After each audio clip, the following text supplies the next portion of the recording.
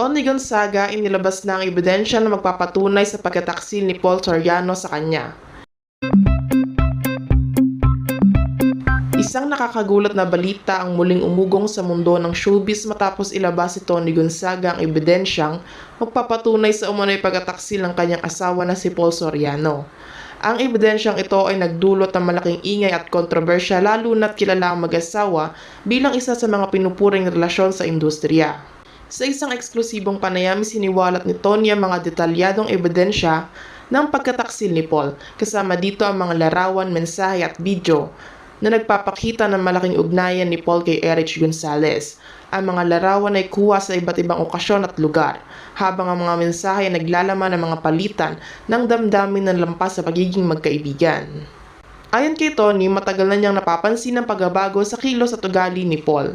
Dahil dito, nagsimula siyang magmasid at magsaliksik. Sa tulong ng ilang malalapit na kaibigan, nakuha ni Tony yung mga ebidensya nagpapatunay sa pagkataksil ng kanyang asawa. Bagamat masakit sa kanya ang kanyang mga nadiskubre, pinilit niyang ilabas ito upang bigyan linaw ang sitwasyon at protektahan ang kanyang dignidad. Sa gitna ng kontrobersya, nananatiling tahimik si Paul Soriano at wala pang inilalabas na opisyal na pahayag.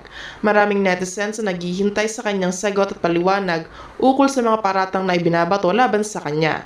Samantala, ang kanyang social media accounts ay puno ng mga komento mula sa mga tagahanga at taga-suporta na nagpapahayag ng kanilang mga opinyon at emosyon.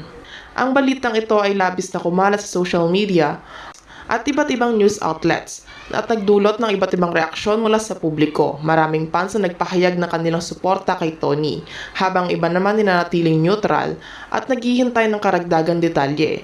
Marami rin ang nababahala sa magiging epekto nito sa karera ng bawat isa, lalo na't parehong aktibo at respetado sa industriya si Tony at Paul.